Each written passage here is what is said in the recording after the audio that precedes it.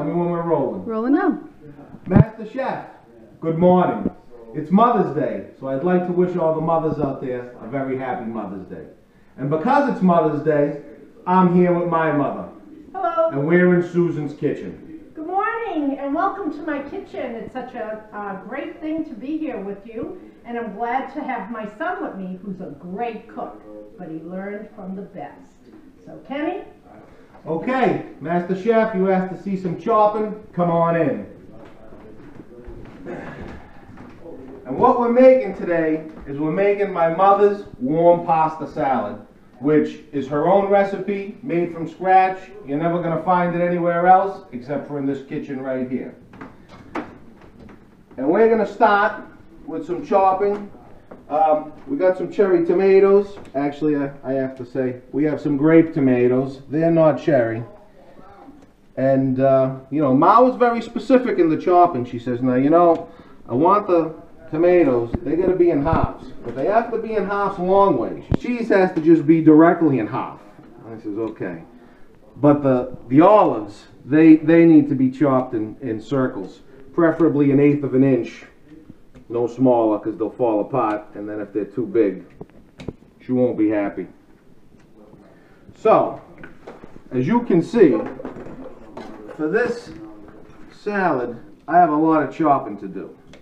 So, I am going to do this bowl of cherry tomatoes. Again, grape tomatoes. And we'll be right back. Okay, we're back, and we're doing fresh mozzarella balls, directly in half. All my cherry tomatoes. Again, with the fucking cherry tomatoes, your sister's ass. You know your sister's ass? Okay. Oh, The grape I guess tomatoes. we'll delete that. You know, I don't know why I get cherry tomatoes on the mind, but I guess I do. So, as you can see, I'm chopping mozzarella balls, and we'll be right back. Okay, we're on olives. Unfortunately, they're not too easy, because they got to be sliced the way my mother likes them, or we're going to have problems on Mother's Day. So, try to get that 1/8 of a slice as best as I can. And you know, it's not that easy. So I hope everyone out there is having a wonderful Mother's Day like we are. We got, what, 15 people today, Ma? Yep. 15 of us. My sisters are coming, my nieces, my nephews. I'm here with my wife and my kids, and we're doing the Mother's Day thing. We got filet mignon, we got burgers and dogs on the grill, we got the homemade warm pasta salads, we've got some looks like roasted asparagus over there. In a little while you're going to see my infamous garlic grating dish, and we're going to saute some broccoli and garlic and oil, and then we're going to eat like Vikings. So we'll be back. Okay, we're back, and I'm chopping basil. And there's very specific instructions when chopping basil, because my mother, she likes it just right. So, here we are with the basil loaf that I call it, making her very small slices of basil. So, I'm going to be here for a few minutes, and when we come back, you're going to see the garlic grating dish. Here is the garlic grating dish I was telling you about. This comes from, you guys obviously know, I'm chairman of the Fisherman's Feast. And I have over 90 vendors that come in. And one vendor sells these dishes. And one day, I happened to look out there at his demonstration, where he was demonstrating the garlic and the cheese and everything he grated on this. And I had a conversation with him. He says, listen, he goes, you don't understand. He said, the dish does something to garlic. And I was like, hey, garlic is garlic. And he says, listen, he goes, as chairman of the feast, he goes, take the dish and try it. Well, I gotta tell you, when I grate a clove of garlic with this dish, the kid wasn't lying. It does something. When people eat a dish that I cooked, they go, what's that flavor? What's that taste? What am I tasting? I go, that's garlic. They go, no, that's not garlic. I said, I'm telling you, it's garlic.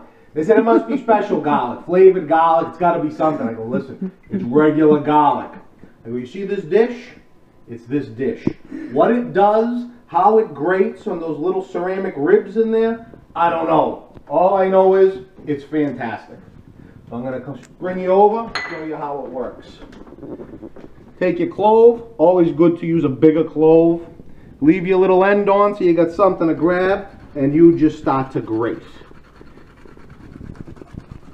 And as you can see, it grates it into this slop.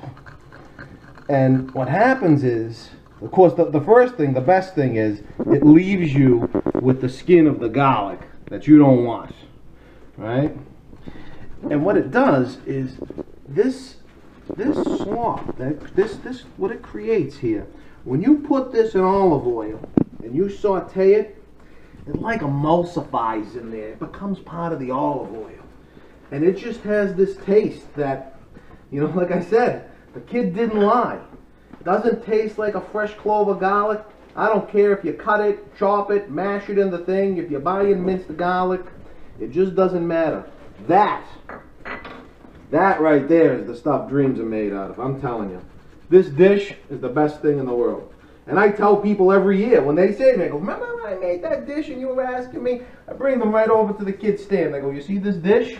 There it is. Buy that dish. You won't be sorry. So, kind of my own little secret that, you know, I spread with friends who come to the feast. But I'll tell you what, this thing is the best thing in the world. So, I hope you enjoyed the chopping and garlic dish video. And I'll see you on MasterChef Season 8. Alright, MasterChef, I hope you got what you were looking for. But you can come over here and I'll let you see what we're going to eat for Mother's Day. We got your filet mignons, your burgers and dogs on the grill. We got your marinated mushrooms, your roasted asparagus, your baby's seasoned potatoes, your famous warm macaroni salad, your sauteed broccoli, a little ensalada, and my mother's vegetable primavera pasta. Tutti mangiare.